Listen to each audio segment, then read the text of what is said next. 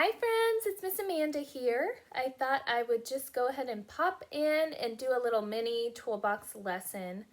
I know many of us were in the middle of learning our tools when we left school, and I thought why not just go ahead and continue. It'll be a little different than being in class, but we can still learn the tools and practice them at home. And I think now more than ever is a great time to practice our tools and become experts so we can teach all those people at home how to use theirs too. So where we took off last time, I think, was learning about personal space. And today I thought we will just move ahead with using our words tool. And it's got a picture of a pencil and it says, I use the right words in the right way. And when we think about a pencil, what do we use a pencil for? So we use a pencil for writing. We use a pencil for drawing, right? And both of those are ways to communicate and ways to express ourselves. And words are just like that. They are used to communicate and they are used to express ourselves. And underneath here it says, I use the right words in the right way. So to me, what that means is that words are really powerful. They can be used to be really helpful, or they can sometimes be harmful. And because we're all human and sometimes we make bad choices, right, where maybe we say things that are unkind and maybe a little harmful, luckily on this pencil it's got a little eraser there. And that's to also remind us that we can fix those harmful, unkind things we say with our words also. So what I thought we'd do today is just kind of take some time to think about what are helpful words and what are harmful words. So I have some phrases and I thought you guys can just give me a thumbs up if you think they're helpful words or a thumbs down if you think they're harmful words. So how about this one? I don't like you. So hopefully we haven't said that to our brother or sister, but would you say that that falls in the category of helpful or harmful? Yeah, that's harmful. We all, if we're using our empathy tool, we know if someone says that they don't like you, it doesn't feel very good. So hopefully that's a clue to us that that's a harmful thing to say. It's not a kind thing to say, and we can pick something different to say. And I have to say too, there's nothing wrong with not wanting our brother or sister or someone in our space, right? But we can always say it in a helpful way. So maybe saying something like, hey, I need a break from you. I need some space. Give me a few minutes. That would be a helpful thing to say where you're using your words in the right way. I don't know if you guys caught it too, but when I said, I don't like you, I kind of used a not nice tone. So when we say things really loud or really soft or really calm or kind of in that mean way, that all makes a difference too. And that kind of can help us decide whether it's helpful or harmful. So how about this one? Can I please have a break? What would you say? Helpful or harmful? Yeah, that's helpful. When we're asking for a break, we use that please. We used our manners. We said it in a calm way. That is something helpful to say. And I have to say, I've needed lots of breaks this week. It's okay to ask for breaks. We just need to remember when we're using our words to use it in a kind, helpful way. Okay, how about this one? Get out of here. What would you say? Helpful, harmful? Yeah, that one's harmful. Sure, you're making your point that you want someone to get out of your space again, but instead, what could you say?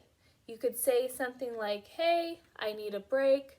Please get out of my room. This is my space right now. I'm working on homework, right? You could explain yourself in a helpful way where someone would want to listen versus if you're just kind of angry at them and kind of shouting at them to get away and get out of your space in your room. That's not going to be that helpful. Okay, how about this one?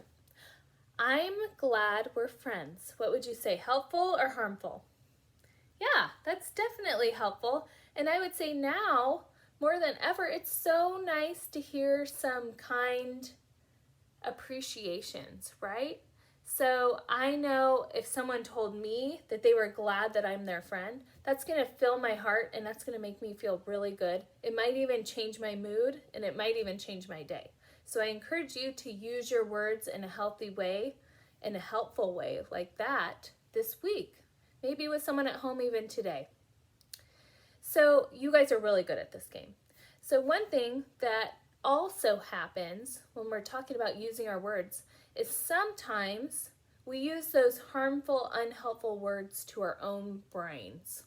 And maybe that's happened to you when you're at home this week working on harder subjects and you're trying to figure things out by yourself or with your family at home. You might have said things to yourself like, I can't do it, or I'm not smart, right? And those are also very powerful and unhelpful because what happens when you say those things to yourself, you kind of get stuck. So it doesn't help you get through them. It might even make your mood feel stronger and might make you feel things like angry or frustrated or overwhelmed, right? And those aren't helpful emotions to have when we're trying to get schoolwork done. So I also encourage all of you to, if you find those moments where those harmful thoughts are coming in your brain, maybe that's a time to take a break and use your breathing tool. And also, that's your opportunity to go ahead and change your thinking into something else. So something you might say instead is, hey, I'm going to figure this out. Or I can ask for help. Or it's going to get easier with practice, right? If we said those things to ourselves, even when we don't understand that math problem in front of us, we're going to get through it. We're going to figure out a way to get through it and we're going to feel fine. And we don't need to have those negative feelings like we can't do something. So one challenge I have for you this week, since we can't do our books and we can't color our toolbox tool, is I want you to think of a positive thing, a helpful thing you can say using your words to yourself every morning. So if you're one of those people that says things like, I can't do it or I'm not smart, maybe on a piece of paper, I want you to write to yourself, I can do anything, or yes, I can, or my attitude makes all the difference, right? It can be anything that works for you, something positive that you want to say to yourself. And what I want you to do is every morning, until I see you again, I want you to get up and I want you to say that thing to yourself. Maybe 2 or 3 times even. And then if you catch yourself in that moment where you're feeling frustrated, I want you to remember that and go say that again. A good thing to do is do it in the morning because it's better to practice these things before we get upset and we get big feelings. But the more you practice, the more it's going to become natural and it's going to become kind of automatic. And what we're hoped to do is kind of change our brain so that when we're feeling those big feelings bubbling up, we can just go ahead and tell our minds, hey, we're going to get through this, so that it can calm those emotions. So that's your challenge this week. I will send a copy of this daffodil that I made last year. It's got a bunch of positive self-talk things to color. If you don't know what positive thing you can tell yourself, you can find one on here and maybe make this, cut it out, color it at home. So I'll attach that to an email home. And then if you have this book, or if you go on YouTube, it's called Words Are Not for Hurting. For my younger friends from 4 to 7-year-olds, this is a great book, just another reminder of how words can be helpful and words can be hurtful. So I hope you're all doing well. I miss you all, and I will see you soon.